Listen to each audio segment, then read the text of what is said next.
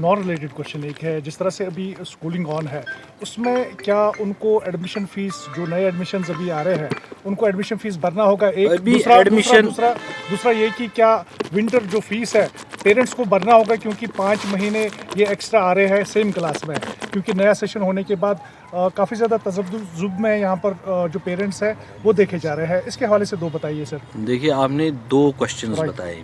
एक क्वेश्चन ये बताया कि एडमिशन फ़ी हमें भरना है, नए एडमिशनों का फ़ी भरना है। एज़ ऑफ नाउ नए एडमिशन नहीं होने हैं। सपोज़ 9th का बच्चा है, वो जब एग्ज़ाम देगा तभी वो 10th क्लास में आएगा। जब आप 8th वाले को एग्ज़ाम करेंगे, वो 9th में आए तो एक ही क्लास में दो ग्रुप्स हो जाएंगे।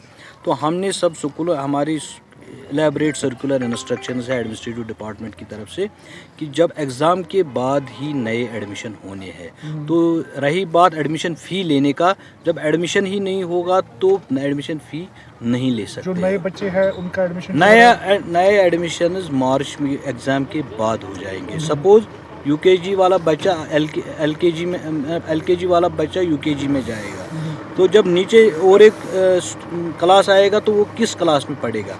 जब प्रोग्रेशन हो जाएगी एग्ज़ाम के बाद, तभी वो एडमिशन उनको लेने हैं।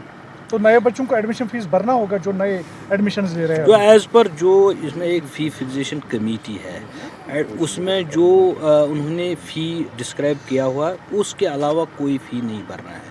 What has been done by the fee fixation committee, वही फ़ीस देना है और कोई फ़ीस नहीं लेना है। उसके लिए बाज़ाब्ता फ़ी फिक्सेशन कमेटी के ऑर्डर्स पहले ही आ चुके हैं। सर, तो विंटर फीस जो है वो भरना होगा अभी पेरेंट्स को? विंटर में देखिए, विंटर में आप बच्चों को टीचर्स को सैलरी देनी होती है।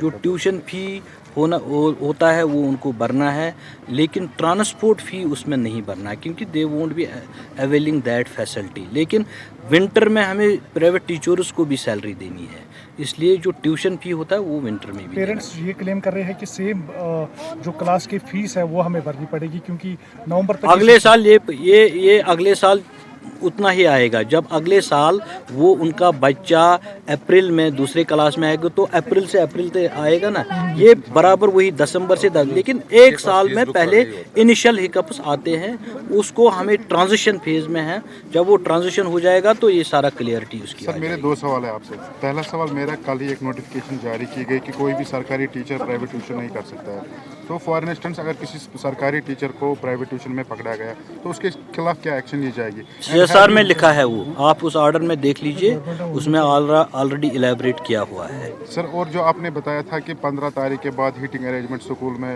किए जाएंगे, कर रहे हैं, वी आर डूइंग इट। 15 नवंबर के बाद ही हमारे सरकारी दफ्तरों में भी हीटिंग शुरू होती है। उसी हिसाब से जहाँ जहाँ हमारे पास हीटिंग अरेंजमेंट है वहाँ हमने चालू किए हुए। सर, जहाँ पे नहीं है हीटिंग अरेंजमेंट वहाँ फेज्ड मैनर में हम कर रहे हैं। हमारे पास 11,000 के करीब स्कूल्स हैं, उनमें फेज। ये तो देखिए, आप ऐसे सवाल करते जैसे पिछले साल भी यही इंफ्रास्ट्रक्चर, पिछले साल ये सवाल नहीं होते थे।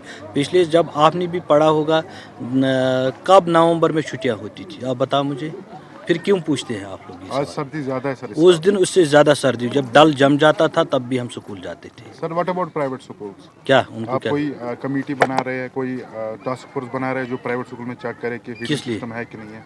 वो already those things are already in place, सब सिस्टम में लिखा हुआ है। Whatever are the guidelines, that those guidelines will be follow. Thank you.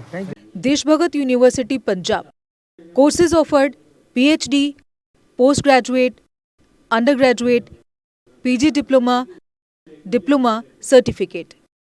Contact us for admissions.